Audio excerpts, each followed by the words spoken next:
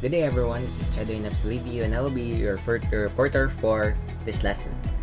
The management concept. So, what comes to your mind when you hear the word the management concept? I'll give you a second or two to think. Okay, so management concept basically is basics of management on how to manage something or someone or an organization. Okay, so now we'll have the definition of management. Management is the process of reaching organizational goals by working with and through people and other organizational resources. So that's basically it. So you just manage people, and let's move on to the next one.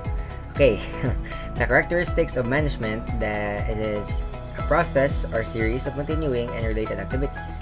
It involves and concentrates on reaching organizational goals, and it reaches these goals by working with and through people and other organizational resources. So, to put it in other words, business has three components or the three basic components.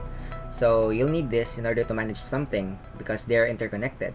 You're gonna need the organizational resources, you'll need a goal, and you need workers or people. Okay? So, without organizational resources and you'll only have the goal and the people, it will be hard for you, or it'll be stressful to manage something that you don't have resources for. Okay, so the business will most likely fail if you don't have the resources for it. And if you don't have goals, it will only be work, like asal mo padong, where will the efforts go? So dapat you should have goals for the organization.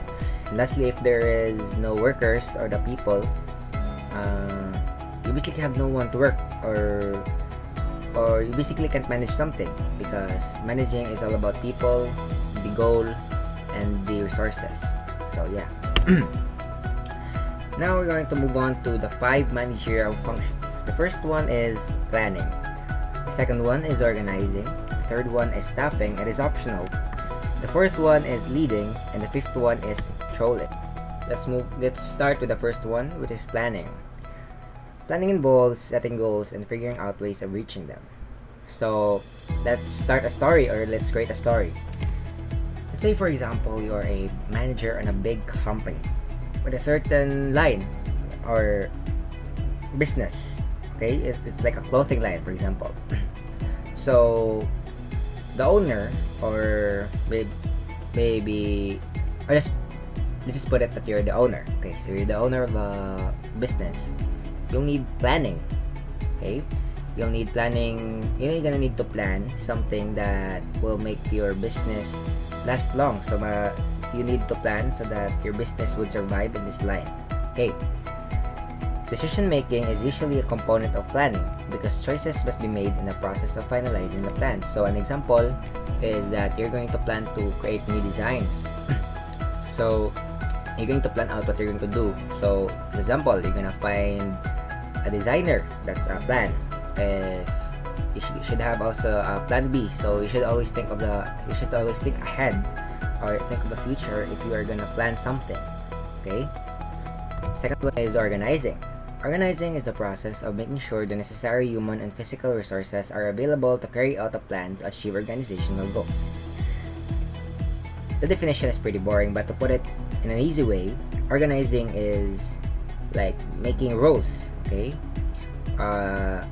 making roles on who can accomplish a certain task, or you should assign everyone there what to do. Okay, organizing also involves assigning activities, dividing work into specific jobs, and specifying who has the authority to accomplish certain tasks. So that's what I meant.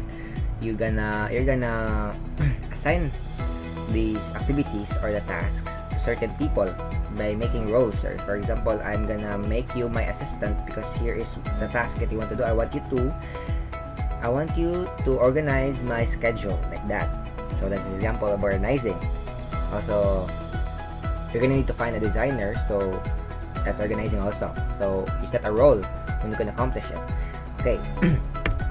Third one is staffing. Staffing ensures the availability of necessary human resources to achieve organizational goals. So you're already organized. You set the roles. You set who needs to do something, who needs to do this or that. So now here comes the people part. So it involves people, or dili musod ang tao.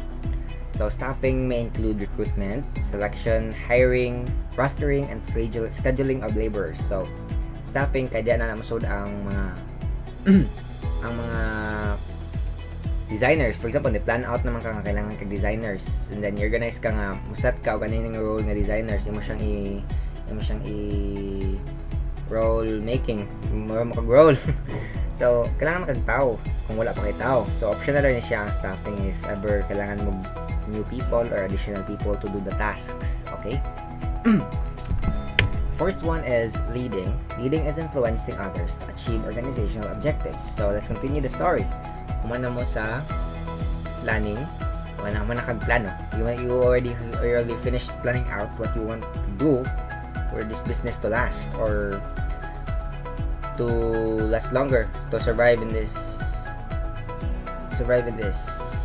state. So survive in this line of business. Okay. So nanakitaw, you already staffed up, nanakay people to work for you. So nanay 3 components, nanakay goal, nanakay people, and nanakay resources. The next one a manager should do is leading. Leadership involves dozens of interpersonal processes such as motivating, communicating, coaching, and showing out group members how they can reach their goals. So when you lead people, you don't simply tell them what to do. You also need to motivate them. Like, hey, you're going to do this task. So I know that you can do this task, and I want you to prioritize your health. So don't pressure yourself on doing this task, and just make sure to finish this on deadline. So like that. You should motivate them, you should communicate with them if they ever have problems with something, and help them. Coaching and showing group members how they can reach out. You should coach them. If they make a mistake, you should teach them on how to do better on that thing. So that's basically it. That's basically leading. The fifth one is controlling. Controlling involves comparing actual performance to a predetermined standard. So here is the last part of the managerial function. So if you manage something, you already finished planning out, organizing things or people, you already staffed up, you already lead them into making these organizational goals. The last part is where the people decide if they will continue on this organization or not, because you already have finished planning out, and this is the last part. So controlling usually ends up in one of the two outcomes, and it depends if there is a significant difference between the desired and actual performance. So nana siya sa planning part. So planning part kanang you plan out the things that you want to achieve kanang in your plans. So example, I want to produce, or I want to make 10,000 designs or 10,000 prints for this design. So ato na siyang i-show sa ato na siyang i-display sa ato ang stores, sa atong branches ani nga design. But kada siya at 10,000 imong plan, wala siya na finish na tasks. Ngayon nahuman ang deadline.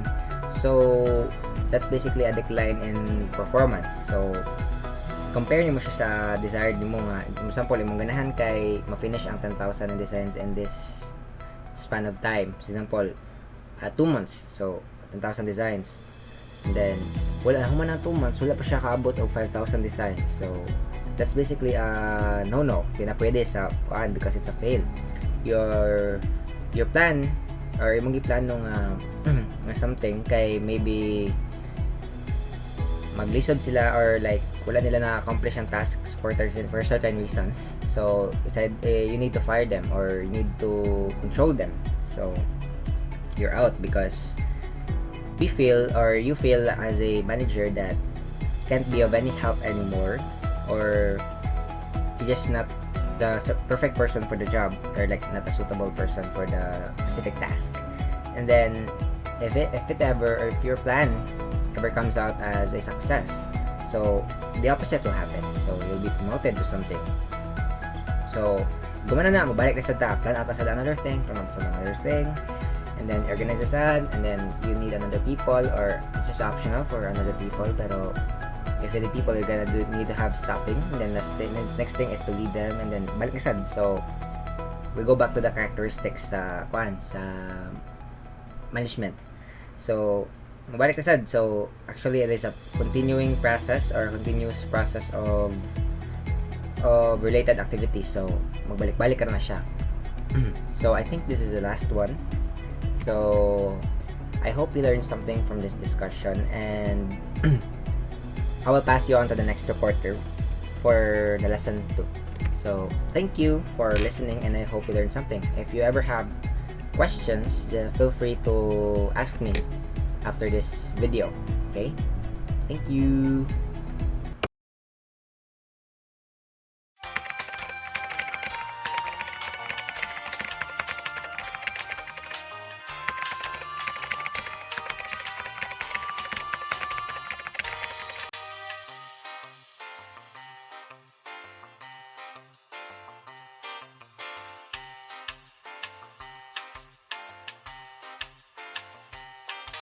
Hello, next reporter here. So, hi, my name is Lee Marie A. Benabel, and I am here to pick up where Chad left off. So, with all that said, let's start.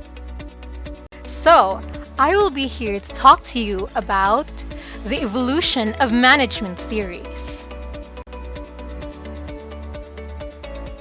Alongside with me, there will be other reporters for this topic. Please keep these names in mind as you will be seeing their faces very soon. And with that, remember to listen carefully and take notes. You may ask questions and clarifications once we are over. Thank you. So, these will be the contents of our reporting for today: the classical theory of management, the neoclassical theory of management, and the modern theory of management. We will delve deeper into these theories of management later in the slide. So for now, let's continue on. Bouncing back from the beginning, we are here to talk about the evolution of management theory, right? So we have here somewhat of a graph of the timeline that these management theories started rooting up and taking over in replace of each other. So let me show you what I mean. Here, we started with the scientific management theory somewhere before the 1940s. It was then followed up by the administrative management theory, the behavioral management theory, the management science theory, and now at the 2000s, we have the organizational environment theory. Again, I am here to just simply explain the timeline for now. We will be delving to each of these management theories later on. So with all that said, let's move on. So, first and foremost, we have here the scientific management theory. So if you look it up right now in Google, scientific management theory, what exactly would it say? Well, you don't have to do that. I actually did. So if you look it up, scientific management is a theory of management that analyzes and synthesizes workflows. Its main objective is improving economic efficiency, especially labor productivity. It was one of the earliest attempts to apply science to the engineering of processes to management. So that's a lot to unravel, right? But the keywords there was one of the earliest attempts to apply science to the engineering of processes to management. It was one of the earliest attempts, so basically saying it was at the very first in comparison to everything we've talked about. Somewhere in the 1940s, people were realizing that they could replace human labor and change it alongside with machinery to make stuff much easier for them. So basically, organizations were seeking ways to better satisfy customer needs. The organizations were not only trying to find ways of making their products better, but also to satisfy their customers even more. We'll go back to the second one because this connects to something else. So, managers had to increase the efficiency of worker-task mix. With all of the new stuff happening, like the machines and all the new labor, they had to increase the workers that could use these new tasks and actually know how they functioned. And that's where the second point also started to show itself up. There were too much work and not enough people at that time. So it really showed that they had to know what they were doing, they had to have the right amount of people. It was one of the earliest stages where they were still trying to figure things out. And then machinery was changing the way goods were produced. So back to the point from earlier, this is where machinery really started showing its colors on what it could do for the management side of things. It made work a lot less tedious and a lot more convenient for not only the workers but also the customers. And so yeah, moving on. You've been listening to me. I'm sure you've heard me say change, machine, worker, people, and all that other stuff in this reporting, right? Well, you'd be surprised to know there's actually a term for this in scientific management theory, and that is industrial revolution. So, what is industrial revolution, you might ask? Industrial revolution in modern history is the process of change from a handicraft economy to the one dominated by industry and machine manufacturing. So it's what we've been talking about, right? It's where instead of people doing things like by hand, they're now utilizing the machines they actually have to do the work for them. And that in itself is already rapid change. So as you can see here, from farms, they have now evolved into factories, and from small shops to larger companies. And fun fact, Industrial Revolution originated in the late 18th century in Great Britain and crossed the Atlantic to America by the end of the Civil War. After crossing, they actually influenced the Americans to start the same, because the American Industrial Revolution, which is commonly referred to as the Second Industrial Revolution, started sometime between the 1820 and 1870. So right after they came, the Americans were like, yep, it's our turn, basically. Moving on. Alright, and with all that wrapped up, it's time to move on to the next reporter. Thank you for your time, and I hope you learned something from me. See you! Good day, I'm Maria Shelton-Manis, presenting from Group 1, and I will present to you the main sparkles or ingredients of the Industrial Revolution. One of the main sparks and ingredients of the Industrial Revolution was power. Steam power and hydropower specifically. The machines used to manufacture in the new large factories were run on power, not by hand. It's the difference between a bicycle and a motorcycle. They sped up work dramatically and have factories grow very quickly. There are also some machinery innovations inside of these factories. For example, in 1793, Elliot invented the cotton gin. Gin is short for engine. It was a little apparatus that separated the seed from the cotton much more quickly than could be done by hand. And inventions and innovation made the cotton gin and other machines sped up work even further. Next is the transportation. It was also booming at the time, still another key ingredient of the Industrial Revolution. Like the railroads, they connected most cities in the US with the mid-1800s, and steamboats started to catch on around 1800s as well. And the roads were improving in general. This rapidly changing context created the great need. The three ingredients, power, machinery, and transportation, together came to spark the Industrial Revolution. There are a lot of emerging issues at the time that people needed to grapple with. They were new. First is the large group working together. Next is the people working alongside machinery. Increasing pace of industry. Companies looking for answers. Companies were looking for more effective ways to handle the new challenges. These issues prompted a lot of new questions. For example, how are we going to maximize productivity? How are we going to organize this? How are we going to manage all these people? In general, and we're gonna look at three people that answered these questions pretty effectively at the time. First is Frederick W. Taylor, Henry Fayol, and Max Weber. In general, when we talk about these three guys, we're talking about the founding fathers of the classical management theory, and these are the three main people we see in the most textbook in the topic. This period is a rational, scientific approach to management, make organizations efficient operating machines. First is scientific management. It's based on using data and human strengths to increase output to analyze and synthesize workflows. Next is the bureaucratic management style focuses on the hierarchies and tight job roles that having clearly defined rules to help govern an organization in its many departments. While the administrative management is the process of managing information through people and attempts to find a rational way to assign and organize as a whole. Regardless of the organization, the goals remain the same across the board. Every organization strives to minimize costs while maximizing output. That's all for the classical management theory. Thank you. The three primary theories. We have Frederick W. Taylor, Henry Fayol, and Max Weber.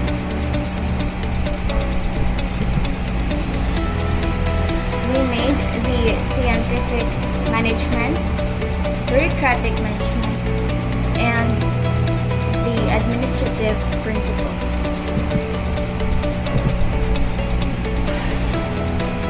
Frederick Maxwell Taylor is the father of scientific management.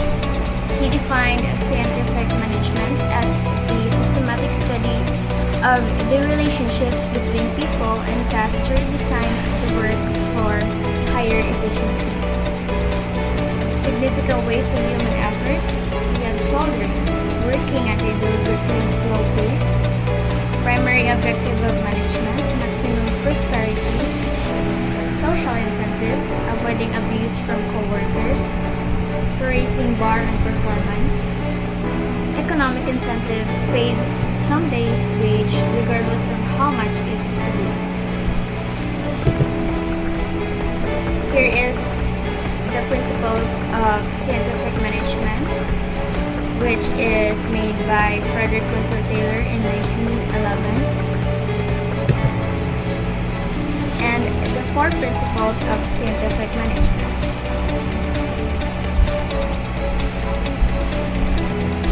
First, we have established clear rules on how work has to be performed.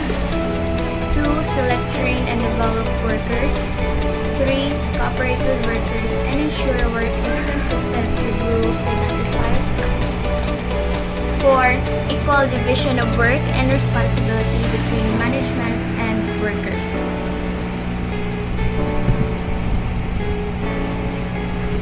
Next is Henry Fayol.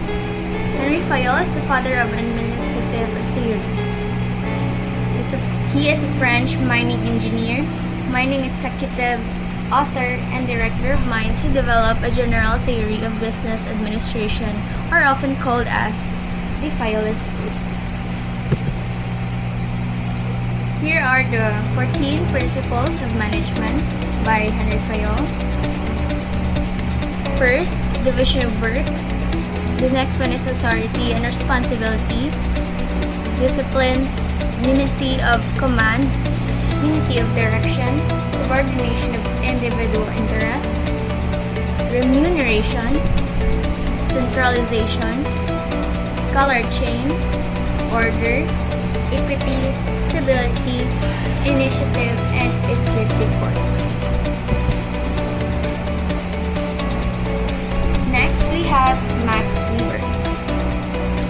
Max Weber introduced the concepts of bureaucratic organization, and he seeks to create an organization that leads both efficiency and effectiveness.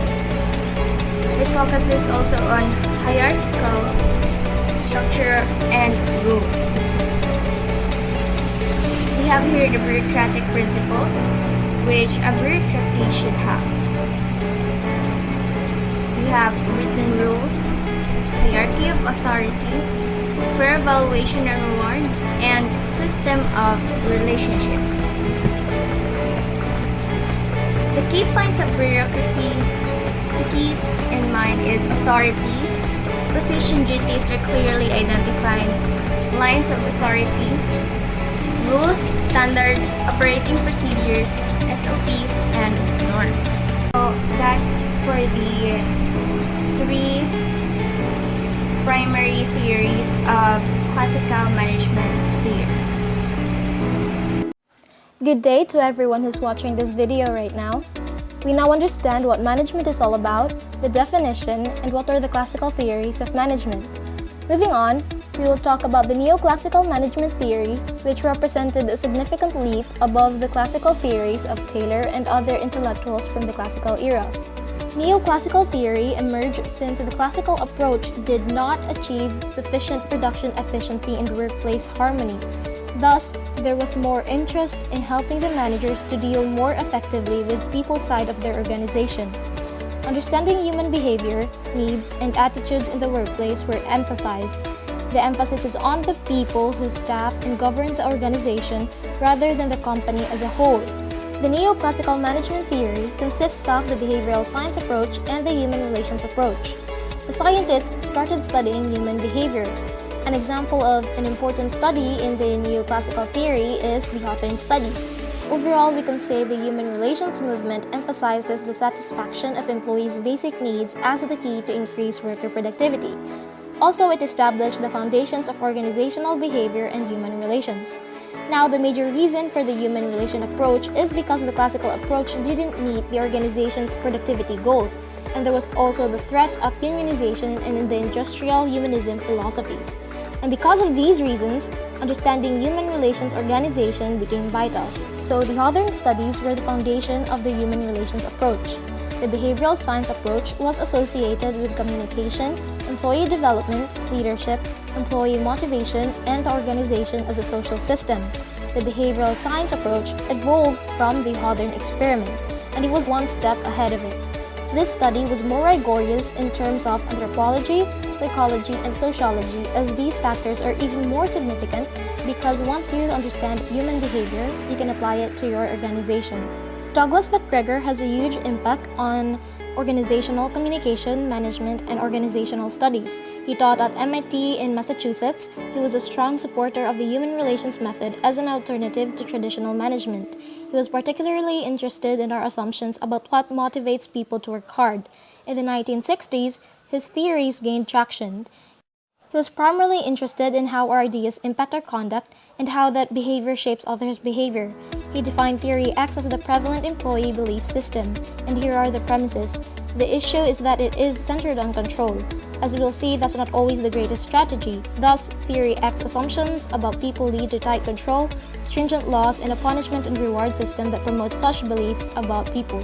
Theory X assumes that the ordinary worker is lazy, dislikes work, and will do nothing. Manage attentively and regulate using rewards and punishments. Theory Y implies people are not lazy and desire to do a decent job. Managers should provide workers freedom and create an environment that inspires them. Moving on to Mary Parker Follett's, her management theory exists to improve worker coordination. Mary Parker Follett thought that management was the art of getting things done through people. Though she never ran a for-profit business, she provided vital insight into the need of powering with, rather than powering over, personnel and integrating with them to resolve issues. Follett put these coordinating concepts into practice, which aided in the development of her management theory. Direct contact, early stages, reciprocal relationships, and continuous process. The most significant contribution to this approach is of Alton Mayo. Alton Mayo is regarded as father of human relations approach. Mayo's management theories arose from his observation of staff productivity levels under changing environmental situations, based on his well-known Hawthorne studies. His investigations yielded several conclusions about the true source of employee motivation, providing the framework for subsequent approaches to team building and group dynamics. Alton Mayo created a matrix that he utilized to show the chances of a certain team's success. His matrix shows how different combinations of group norms and group cohesiveness affect team effectiveness. Once again, this is the Neoclassical theory of management. So in continuation of the evolution of management, we have the modern theory of management focuses on the improvement of the organization and the employees, started after 1950s.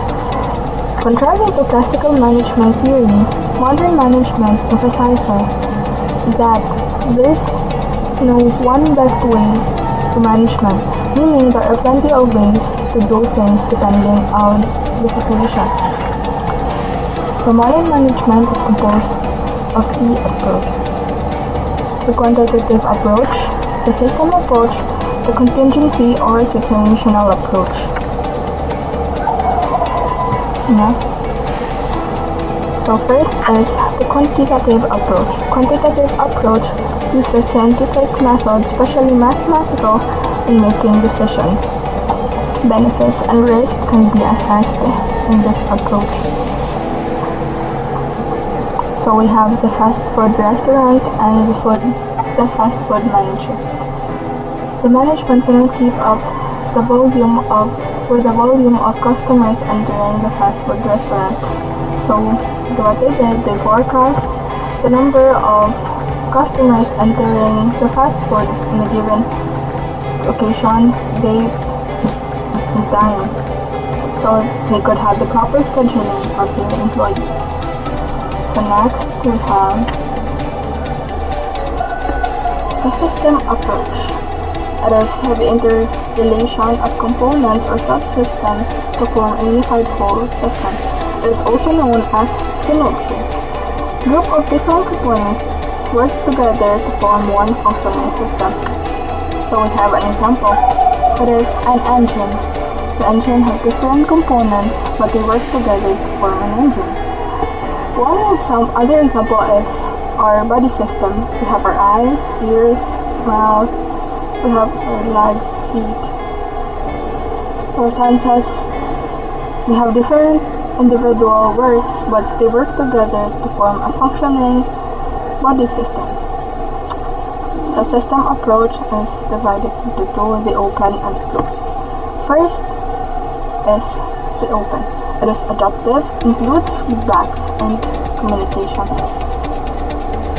This, in open system approach, the flaws inside the subsystems can be pointed out for correction. The closed system approach is non-adaptive, does not receive any input but depends on the situation. For example, the research and development.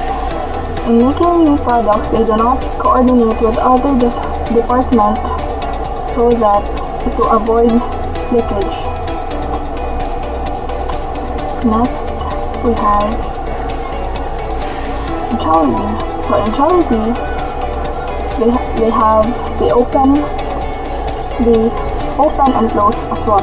The open because the crews, the management thought to work to give the customers the best service as possible. They also have the closed system approach because they create new products and services for the customers, but they do not coordinate with other departments so leakage would be avoided.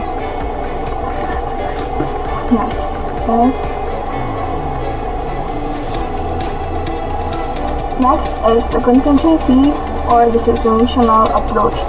Emerged from system approach, the third style of management. Business is constantly changing depending on the situation. For example, a management from dining transferred to the fast food. He or she cannot use his expertise in the dining to fast food because they have different system, different environment, as well as the demand of the customer is also different. So it also depends. From its word, it is from the word itself, contingency or situational. Next, in summary, using fact-based data, the quantitative approach, communication or feedbacks between components, the system approach, and the flexibility in dealing with problems, the contingency approach, are the main components of modern management.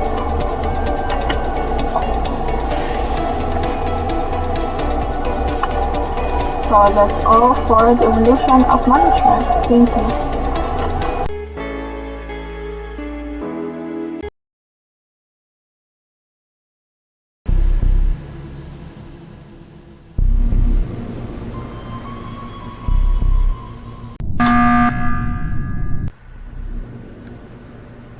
Good day. So for today's presentation, I will be introducing the Lesson 3 topic of Unit 1, which is about the managers. The content of this presentation is first the managers, describe them and their functions. Second, the managerial hierarchy, level of managers in which the work is not created equally. Third is a self-managed team, which is part of the managerial hierarchy, but it's not that common. And fourth, the Mintzberg managerial roles, a more detailed presentation on what managers really do. This is a game of teamwork. Reporters are the imposters. What do I do? All of you are crewmates. We are the imposters. As a crewmate, you're out there to listen to the discussion, while us, as an imposter, we are in charge of reporting the topics assigned to us. Everyone must follow these rules. First rule is that listeners should refrain from talking and listen properly. Most preferably, take note. The second rule is reporters should discuss more individually or it becomes impossible to understand the topic. And the last rule is to understand the topic, but always remember that you can ask for clarifications. The crew's objective is to complete the task, which is to listen, react to imposters' delivery of message. You should also understand each topics and ask questions and clarifications if needed. The impostor's objective is to explain the topics assigned, provide the informations, clarify the main points of the topic, clear the questions of the crew, be open for interrogation, and end the discussion successfully. There are 3 imposters. I am first imposter, Charisse Alberos, and I am assigned to talk about the management hierarchy. The second imposter is Kimberly Tikil, who is assigned to discuss about the self-managed team, which is connected to the management hierarchy. The last imposter is Richelle Espiritu, and he is assigned to review the managerial roles of Henry Mintzberg. Let's go and start the discussion. The management hierarchy. So the management hierarchy is also known as the levels of managers in which the work is not created equally. So that means they are all managers, but they don't have the same functions in a management. It consists of the top managers, the middle managers, and the first-line managers.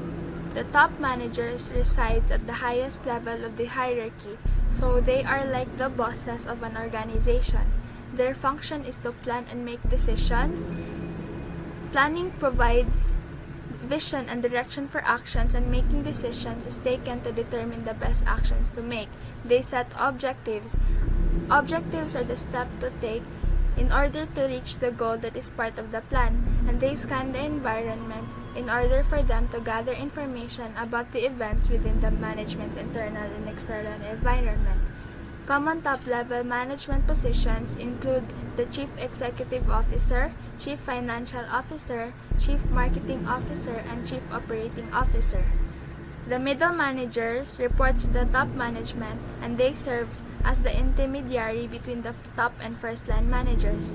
They develop and implement activities, so it is about the process of making an idea to a plan or decision, and oversee the first-line managers. The common middle management positions includes branch managers, district managers, and regional managers. Lastly, the first-line managers are the ones who supervise and overviews the activities from day-to-day operations. So it means that the first-line managers will monitor the employees under them and their work. They report to middle managers. Common first-line manager positions include department managers, office managers, and supervisor. So overall, for this topic, each level has different functions and roles. The flow of the information is from the first-line managers to the top managers in order for them to achieve the goal of the organization as a whole. That's all, and let's proceed to the next topic.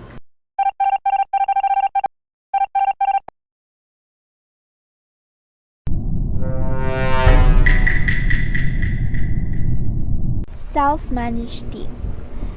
Traditional management hierarchy. Traditional management hierarchy consists of the top managers, middle managers, and first-line managers. This tree has their own role in which the top manager are responsible for the overall direction and operations of an organization. Particularly, they are responsible for setting organizational goals, defining strategies for achieving them, monitoring and implementing the external environment, and decisions that affect the entire organization. The middle manager. The middle manager are responsible for business units and major departments. Typically, a middle manager have two or more management levels beneath them. Examples are department head, division head, and director of the research lab. Lastly, the first line managers. The first line managers are directly responsible for the production of goods and services. Particularly, they are responsible for directing non-supervisory employees. However, some organizations have transitioned to a structure which teams manage themselves as a way of fostering innovation and increasing performance in a self-managed team. Self-managed team. Self-managed team is a small group of employees who take full responsibility for delivering a service or product through peer collaboration without a manager's guidance. They often work together long-term to make decisions about a particular process. They are responsible for hiring new employees and firing the ones who don't do well and often do the task that is typically performed by the first-line managers. Self-managed teams are managed by a team leader, and their sole purpose and objective is to provide an increased sense of ownership to employees so that those employees will be willing to assume a greater level of responsibility for outcomes. Team leader. A team leader is responsible for team activities. A leader that serves as a supervisor, as a facilitator, and gives guidance and motivation in his or her team, but they are not accountable for the performance of the team. A team leader directs and guides individuals with the intent of achieving a particular goal. For example, a marketing team leader may oversee a team throughout the completion and execution of a marketing strategy. Lastly, a team leader also manages the internal and external relationship of the employees. Self-managed team. Traditional management hierarchy. Traditional management hierarchy consists of the top managers, middle managers, and first-line managers. This tree has their own role in which the top manager are responsible for the overall direction and operations of an organization. Particularly, they are responsible for setting organizational goals, defining strategies for achieving them, monitoring and implementing the external environment, and decisions that affect the entire organization. The middle manager. The middle manager are responsible for business units and major departments. Typically, a middle manager has two or more management levels beneath them. Examples are department head, division head, and director of the research lab. Lastly, the first line managers. The first line managers are directly responsible for the production of goods and services. Particularly, they are responsible for directing non-supervisory employees. However, some organizations have transitioned to a structure which teams manage themselves as a way of fostering innovation and increasing performance in a self-managed team. Self-managed team. Self-managed team is a small group of employees who take full responsibility for delivering a service or product through peer collaboration without a manager's guidance. They often work together long-term to make decisions about a particular process. They are responsible for hiring new employees and firing the ones who don't do well and often do the task that is typically performed by the first-line managers. Self-managed teams are managed by a team leader, and their sole purpose and objective is to provide an increased sense of ownership to employees so that those employees will be willing to assume a greater level of responsibility for outcomes. Team leader. A team leader is responsible for team activities. A leader that serves as a supervisor, as a facilitator, and gives guidance and motivation in his or her team, but they are not accountable for the performance of the team. A team leader directs and guides individuals with the intent of achieving a particular goal. For example, a marketing team leader may oversee a team throughout the completion and execution of a marketing strategy. Lastly, a team leader also manages the internal and external relationship of the employees. Self-managed team. Traditional management hierarchy. Traditional management hierarchy consists of the top managers, middle managers, and first-line managers.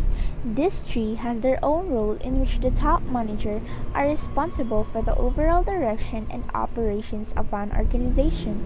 Particularly, they are responsible for setting organizational goals.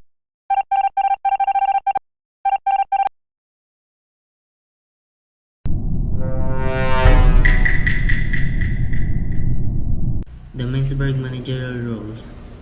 Mintzberg managerial roles was created by Henry Mintzberg. Henry Mintzberg said he was not satisfied by how others described the manager's function. But wait, who is Henry Mintzberg? Henry is a Canadian academic and author on business and management, and he is currently professor of management studies. He said that it is not an accurate presentation of what managers actually do, so he conducted his own research and came up with the Mintzberg managerial roles. The managerial roles is divided into three categories: interpersonal role, informational role, and decisional role. Interpersonal role includes the relationship of the managers who its workers under it are the figurehead, leader, and liaison. Figurehead is a necessary role for a manager who wants to inspire people with the organization to feel connected to each other and to the institution. My explain of this is, as a figurehead daw, ikaw ang inspiration sa imong mga employees o ikaw ang maghimog mga desisyon para sa inyong mga kalambuan sa kumpanya. The leader. This is where you provide leadership for your team and manage the performance and responsibilities of everyone in the group. Common naman kay ni siya sa tuwa ang leader, no? So, ang leader siya ang mo-take sa mga responsibilities o sa mga o siya ang tikuman sa iyang mga employees kung silang buhaton. And last is liaison. Manager must communicate with internal and external contacts. Ang liaison, siya ang mo-contact sa mga stakeholders outside or inside the organizations. The second category is the informational role, who are the ones who gather and pass information under it are monitor, disseminator, and spokesperson. Monitor. In this role, you need to seek information related to your organization and industry. You also need to monitor your employees. As a manager sa dapat mag-monitor ka if nabay sa ipor kung sa inyong trabaho or mag-seek informations para na kay idea para mas malambuin yung organisasyon. Disseminator. This is where you communicate potentially useful information to your colleagues and teams. A manager must delegate more when it is appropriate and convey important information, especially to their employees. And the last is spokesperson. In this role, you're responsible for transmitting information about your organizations, and it goes to the people outside it. Di lang sad siya mag-transmit og information sa inyong kumpanya, also sa gawasad sa workplace. The last is the decisional role, who are responsible to make decisions. Under it are entrepreneur, disturbance handler, resource allocator, and negotiator. The entrepreneur is the one who create control change in a organization, solving problems, generating new ideas, and complementing their employees. As entrepreneur, dapat mag-encourage ang manager na mausab sa ilang kumpanya by leading and implementing sa mga ideas.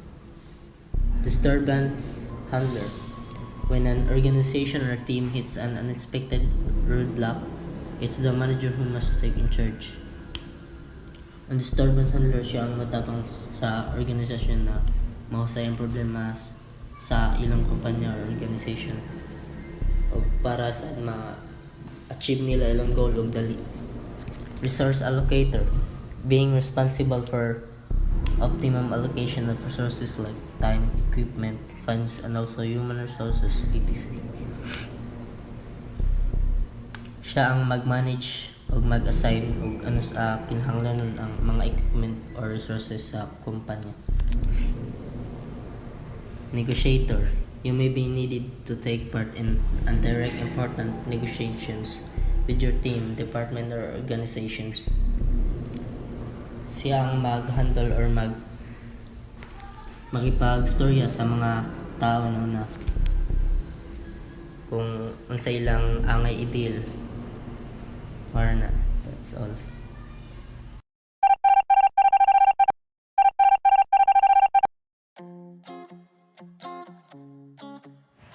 In summary, Unit 1 is made up of 3 lessons: the definition, characteristics, and 5 managerial functions, which includes planning, organizing, staffing, leading, and controlling, are covered in Lesson 1, while in Lesson 2, it focuses on the evolution of management theories, including the classical theory of management, scientific management theory, and organizational theory, which is linked to bureaucratic theory and administrative management. The neoclassical theory is made up of 2 concepts: the human relations approach and behavioral sciences approach. The modern theory of management, which includes a quantitative approach to management, a system approach to management, and a situational approach to management, is the final topic of Lesson 2. The last lesson, Lesson 3, is all about the managerial hierarchy together with the self-managed teams as well as the managerial roles of Henry Mintzberg. That ends this unit. Thank you for your time and we hope you learned something. Have a great day.